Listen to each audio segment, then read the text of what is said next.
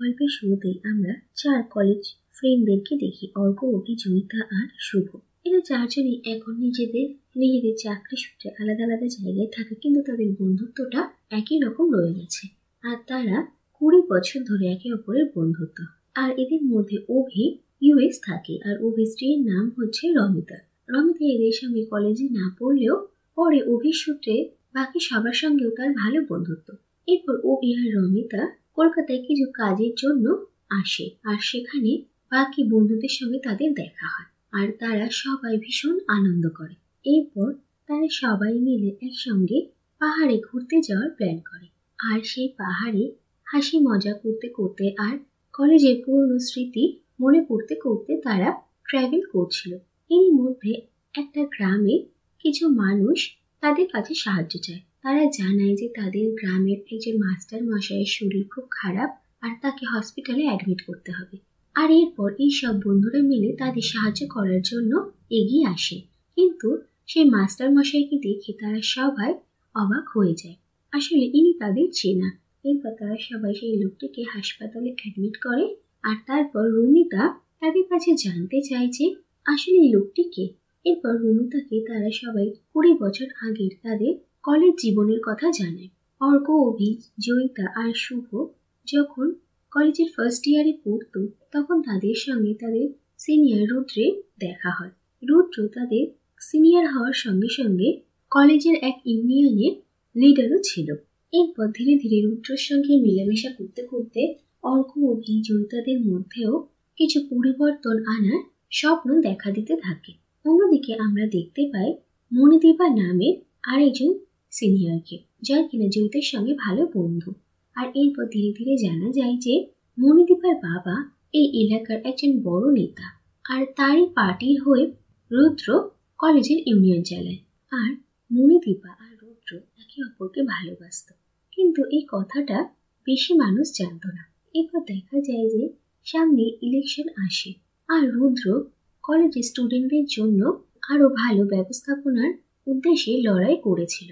আর ধীরে ধীরে রুদ্রকে এই কলেজ ইউনিয়নে চেহারা রূপে দেখা হয়, যেটা তাদের পার্টির বাকি সদস্যদের ভালো লাগেনি। আর ধীরে ধীরে দেখা যায় যে রুদ্রকে নিয়ে তাদের পার্টির মধ্যে একটা ভাঙন দেখা দেয়।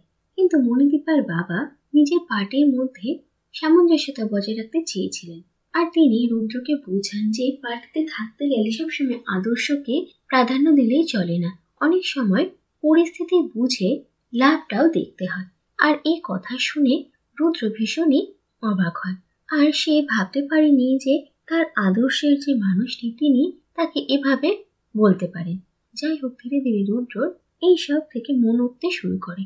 অন্যদিকে মণিদীপা সবসময় এই ভয়ে পেত যে রুদ্র এই সমাজকে পরিবর্তন করার যে স্বপ্ন দেখছিল, এই সব কিছুর মাঝে তার রুদ্রের সঙ্গে থাকার এই স্বপ্নটা না ধূলিসাৎ হয়ে যায়।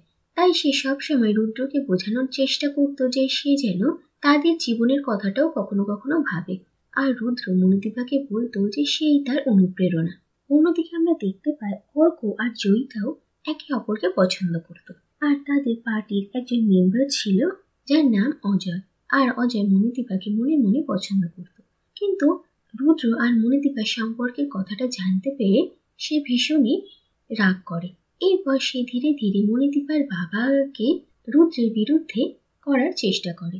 এরপর দেখা যায় যে কলেজ ফেস্টের দিনে মণিদীপা রুদ্রের সঙ্গে তার রুমে দেখা করতে আসে, আর তারা দুজন একে অপরের ক্লোজ এসেছিল। কিন্তু এরপরই হঠাৎ রুদ্র মণিদীপার উপর ভীষণ রেগে যায়, কারণ মণিদীপা রুদ্রকে এই পলিটিক্সের থেকে দূরে থাকতে বলে।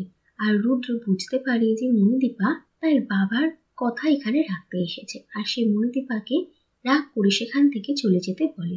আর মণিদীপাও রাগে দুঃখে সেখান থেকে বেরিয়ে আসে। আর অজয় এই পুরো ঘটনাটা দেখে।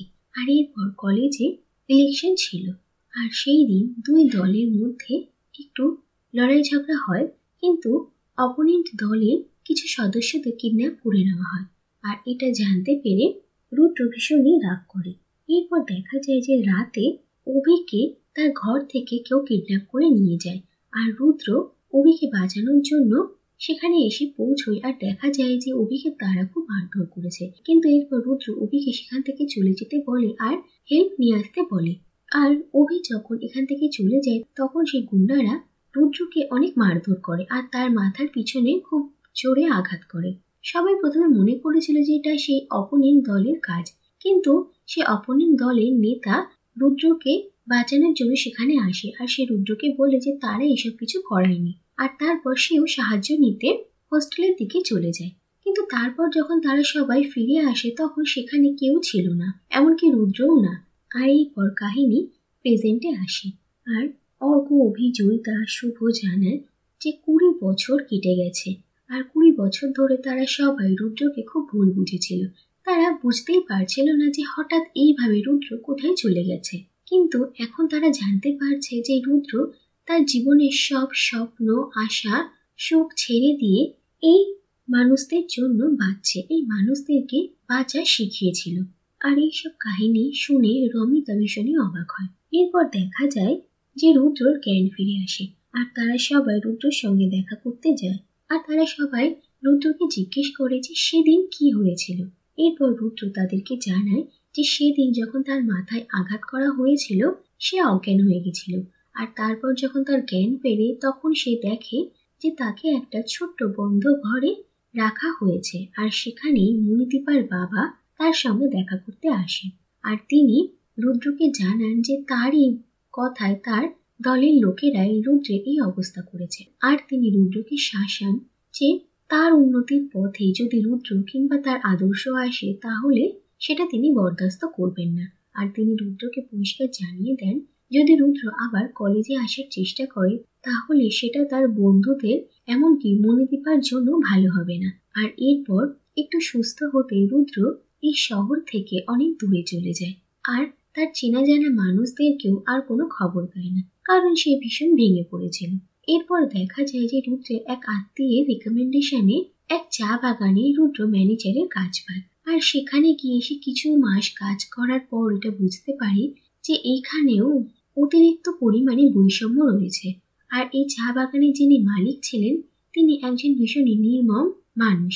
তিনি নিজের চা বাগানের শ্রমিকদের ভালো মন্দের কথা একদমই ভাবতেন না, আর এর জন্য মাঝে মাঝে শ্রমিকরা বিদ্রোহ করত। আর রুদ্র তাদের হয়ে যখন কথা বলার চেষ্টা করে তখন সেই চা বাগানের মালিক রুদ্রকে মেরে ফেলতে চায়, কিন্তু ভাগ্যক্রমে রুদ্র বেঁচে গিয়েছিল।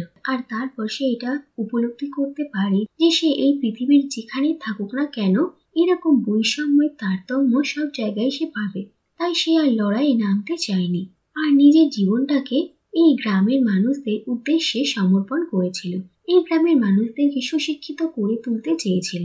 আর এরই মাঝে রুদ্র অসুস্থ হয়ে পড়ে আর রুদ্রের মুখে এইসব কথা শুনে অর্ক, অভি, জয়িতা আর শুভ সবাই ভীষণই অবাক হয়। এরপর জয়িতা রুদ্রকে জানায় যে ফেস্টের রাতে যেদিন মণিদীপা রুদ্রের ঘরে গিয়েছিল সেদিন আসলে মণিদীপা তার বাবার খারাপ উদ্দেশ্যের সম্পর্কে জানতে পেরেছিল, তাই সে রুদ্রকে শেষবার বাঁচানোর জন্য তার সাথে ওরকম ব্যবহার করেছিল।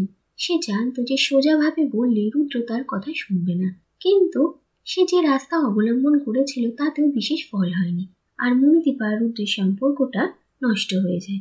এরপর রুদ্র হঠাৎ করে নিরুদ্দেশ হয়ে যায় আর রুদ্রের এভাবে চলে যাওয়ার জন্য ইউনিয়ন থেকে অর্ক, অভি, জয়িতা আর শুভকেও বাদ দেওয়া হয় আর পার্টির মেম্বার অজয় সর্বেসর্বা হয়ে বসেন। আর এরপর অজয় নিজের জীবনে উন্নতি করে আর সে একজন বড় বিজনেসম্যান হন। আর জয়িতা রুদ্রকে এটাও জানায় যে পরবর্তীকালে মণিদীপার সঙ্গে অজয়ের বিয়েও হয়।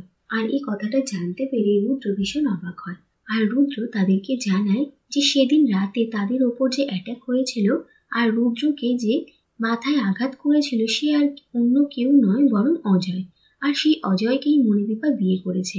এই ঘটনাতে রুদ্র ভীষণই আহত হয়। এরপর তারা সব বন্ধুরা মিলে রুদ্রকে কলকাতায় নিয়ে আসে, কারণ রুদ্র এখন ভালো চিকিৎসার প্রয়োজন ছিল। আর কলকাতায় ফেরার পর জয়িতা একদিন মণিদীপাকে ফোন করে আর সে তাদেরকে জানায় যে তাদের সব বন্ধুরা এক জায়গায় আছে আর জয়িতা মণিদীপাকেও আসার জন্য খুব রিকোয়েস্ট করে, কিন্তু সে রুদ্রের কথাটা মণিদীপাকে জানায় না। আর জয়িতার এত রিকোয়েস্ট শুনে মণিদীপা তাদের সঙ্গে দেখা করতে আসে, কিন্তু দেখা করতে এসে সে রুদ্রকে সেখানে দেখে সেখান থেকে তৎক্ষণাৎ চলে যাওয়ার উদ্যোগ নেয়। কিন্তু রুদ্র নিজে থেকে এসেই মণিদীপার সঙ্গে দেখা করে আর 20 বছর আগে তার এভাবে চলে যাওয়ার কারণও জানায়। মণিদীপা বলে যে সেদিন রাতে সে রুদ্রের কাছে তার বাবার আসল রূপ জানতে পেরেই এসেছিল, কিন্তু তাতে কোনো ফল হয়নি। আর রুদ্র মণিদীপাকে জানায় যে অজয় তাকে মারার চেষ্টা করেছিল। আর এই কথা শুনে মণিদীপা ভীষণই অবাক হয়। আর এই সব কথাবার্তার মাঝেই রুদ্র আবার অসুস্থ হয়ে পড়ে আর সে অজ্ঞান হয়ে যায়। আর তাকে হসপিটালে অ্যাডমিট করা হয়। আর ডক্টর সবাইকে জানান যে রুদ্র একটা ভীষণই রেয়ার ডিজিজে ভুগছে আর ইউএসএ তার এই ট্রিটমেন্ট সম্ভব। তাই তারা সবাই ঠিক করে যে রুদ্রকে তার ইউএস ট্রিটমেন্ট করাতে নিয়ে যাবে।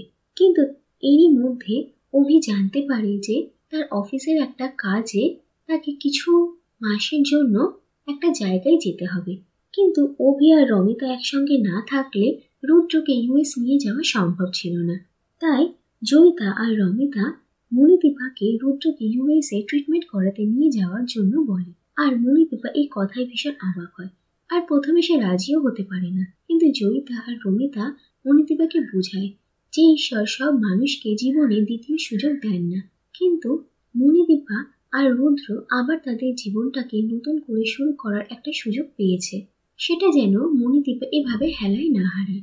এরপর আমরা দেখতে পাই যে এত বছর ধরে মণিদীপা আর অজয়ের বিবাহিত জীবনও সুখের ছিল না। অজয় সারা জীবনই মণিদীপা আর রুদ্রকে নিয়ে তাকে বাজে মন্তব্য করে গেছে। আর শেষে মণিদীপা ঠিক করে যে সে রুদ্রকে নিয়ে ইউএস ট্রিটমেন্ট করাতে যাবে। আর শেষে এটাই দেখা যায় যে মণিদীপা, রুদ্র আর অভি ইউএস যাওয়ার জন্য বেরিয়ে পড়েছে। আর এর সঙ্গে এই কাহিনীটা এখানে শেষ হয়ে যায়।